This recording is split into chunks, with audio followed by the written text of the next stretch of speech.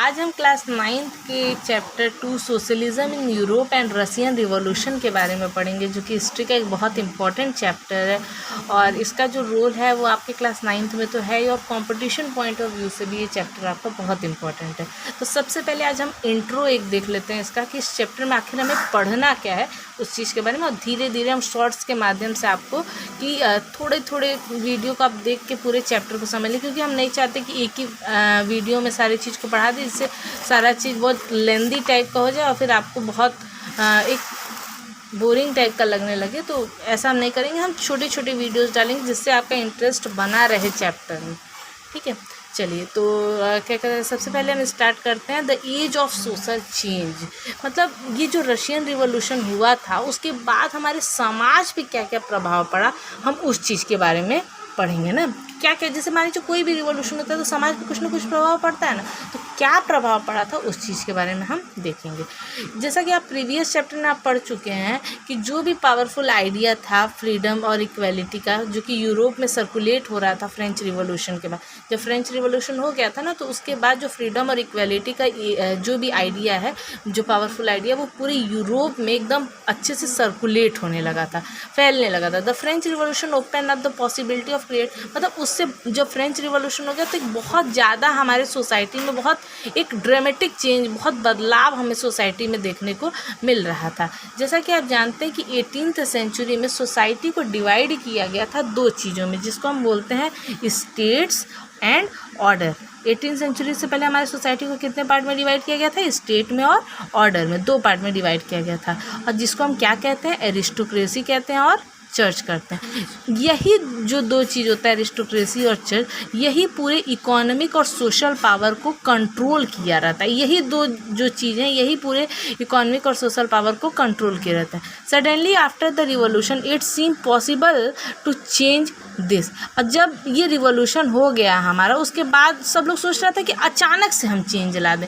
पर क्या कहते हैं, कोई भी अगर हमें बदलाव लाना है तो हम अचानक से नहीं लाएंगे, धीरे धीरे किसी चीज़ में बदलाव आता है। कि अब एक बैग अगर हम चाहें कि किसी चीज़ का ट्रांसफॉर्मेशन कर दे, तो सब चाह रहे थे, कुछ लोग चाह रहे थे कि अचानक से आ जाए, कुछ लोग चाह रहे थे कि टुकड़े टुकड़े में चेंज हो। तो बस सबका अलग अलग पॉइंट ऑफ व्यू था।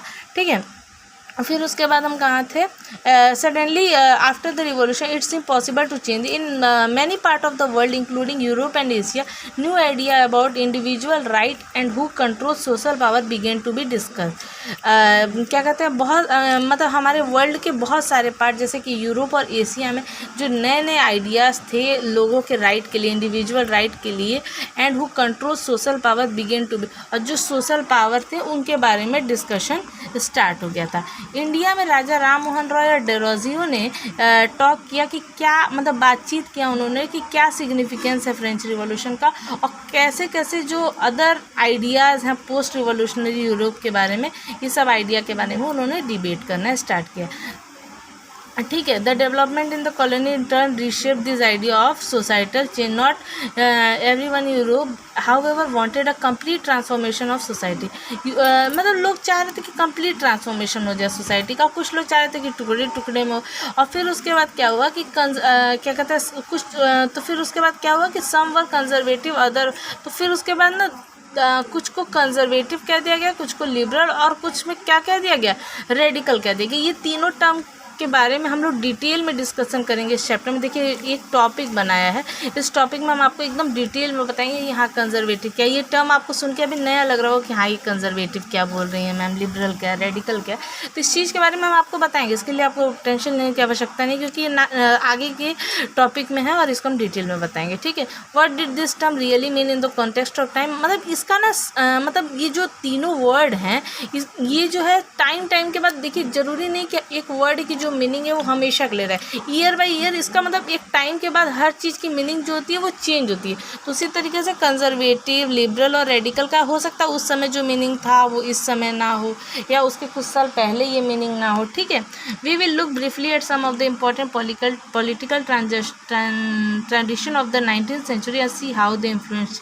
हम देखेंगे कैसे 19th सेंचुरी में बहुत सारे इम्पॉर्टेंट पॉलिटिकल जो ट्रेडिशन आया 19th सेंचुरी में और कैसे वो चेंज लाने लगा, कैसे वो बदलाव लाने लगा, इसके बारे में पढ़ेंगे। Then we will discuss on the, और किस चीज़ के बारे में फोकस करेंगे हम कि जो भी हिस्टोरिकल इवेंट हुए थे और रेडिकल ट्रांसफॉर्मेशन हुआ था सोसाइटी का, इसके बारे में हम डिस्कस करेंगे।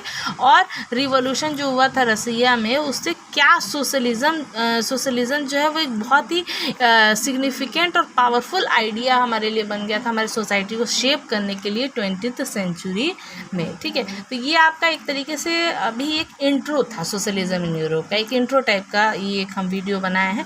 नेक्स्ट आपका जब स्टार्ट होगा तो ये लिबरल, रेडिकल एंड कंजर्वेटिव से आपका स्टार्ट होगा और यहाँ से आपका एकदम डिटेल में हर एक टॉपिक को एकदम अच्छे से आप लोगों को पढ़ाएंगे जिससे आप लोगों को कोई दिक्कत ना हो। ठीक है, thank you and that's all for today's lecture.